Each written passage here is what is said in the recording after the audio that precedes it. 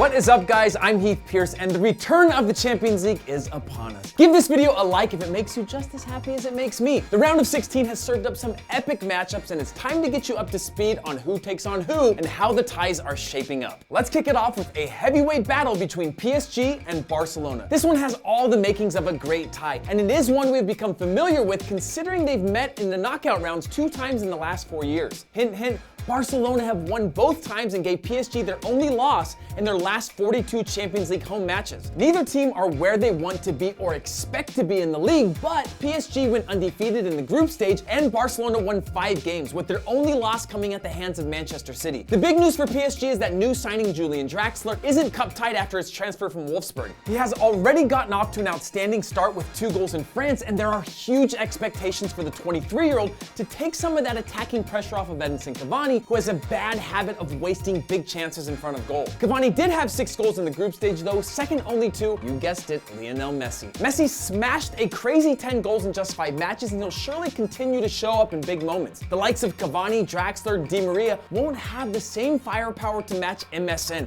For that reason, I suspect Barcelona will keep PSG out of the quarterfinals. On to a matchup between 2 former European Cup winners, Benfica and Dortmund. Dortmund scored an incredible 21 goals in the group stage to win their group ahead of current champions Real Madrid, which is pretty damn impressive. Aubameyang and Royce were key as usual, but Dortmund spread the goals around their talented team, and young star Ousmane Dembele had an impressive 5 assists over those 6 matches. Benfica, meanwhile, finished behind Napoli in the group, just barely sneaking into the group stage after Kiev destroyed Besiktas 6-0 on the final day of the group stage to knock the Turkish side out against all odds. For Benfica though, their midfield is where they get their business done. Eduardo Salvio had 3 goals and 2 assists in the group stage, while Pizzi has been their key guy in the league with 8 goals and 4 assists. All in all, Dortmund are just too talented for Benfica, who've been struggling as of late. So I expect Dortmund to run away with it in the second leg in front of their glorious yellow wall. Up next, it was the most inevitable draw of the whole tournament, Bayern Munich up against Arsenal. As soon as Arsenal won their group and Bayern finished second behind Atletico, Bayern's social media team already jumped on the opportunity to joke about booking travel to London, and sure enough, they were spot on. And this is terrible news for the Gunners. Depressingly, Arsenal have failed to advance from the round of 16 in the last 6 years, twice falling to Bayern in that span, and Arsenal have in fact never advanced past Bayern at this stage in their history. The first leg is in Munich, and Bayern have won 15 straight in the competition at home, which is insane considering who you have to face in the Champions League. Plus, they've beaten Arsenal in London the last 2 times they faced off, with Thomas Müller scoring on both occasions. All in all, it will take a crazy shock result over 2 legs for Arsenal to go through. My prediction, the Bavarians are heading to the quarterfinals yet again, and drop the curtain on Arsenal winning any trophies this season. Up next, it's current holders Real Madrid up against Napoli. At first glance, this one looks like a stroll in the park for the champions. Real have won 2 of the last 3 tournaments, made it to at least the quarterfinals in 7 straight seasons, and they have some kid who's supposed to be pretty darn good named Cristiano Ronaldo. Meanwhile, this is only the 2nd time in the round of 16 for Napoli, and they've never advanced beyond this point. Remember that time when they blew that 3-1 first leg lead over Chelsea? Yeah.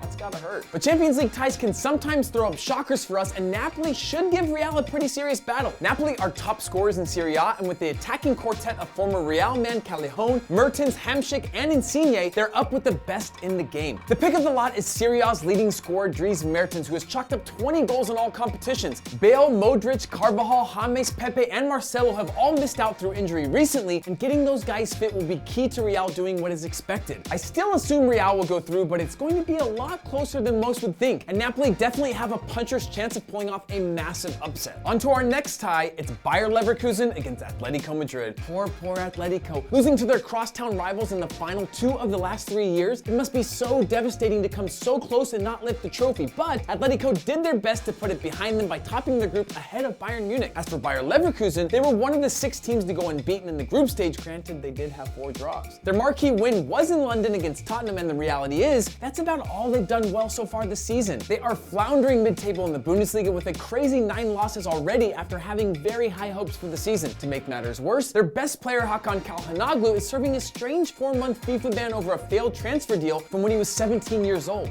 Pretty harsh. The last time the two teams met was in the round of 16 2 seasons ago, and it took penalties for Atletico to advance. But this time around, you'd have to imagine the likes of Griezmann, Gamero, Koke, and Carrasco will be far too much for the Germans. Up next, it's one of the ties I'm most looking forward to. It's Manchester City and Monaco. If you watch Kick with any regularity, which I know you do, you know how much we love Monaco. Lemar, Falcao, Fabinho, Jermaine, and Boschilia, these guys have scored goals like no other side in Europe this year, having already registered 68 league goals at the time I'm saying this. That is a crazy number, and considering they've never lost to an English team in a two-legged affair, they'll be coming into this matchup on a high. Meanwhile, it's been a strange year so far for Pep's maiden voyage in English football. Some high highs and some really low lows, but the reality is he was brought in to take City to a Champions League trophy. They made the semifinals last year, losing out by a single goal to Real Madrid, and Sheikh Mansour expects Pep to make the difference this year. The arrival of Gabriel Jesus has really rejuvenated the club of late, and it looks like Pep now has a very difficult decision on his hands, whether to go with the experience of Aguero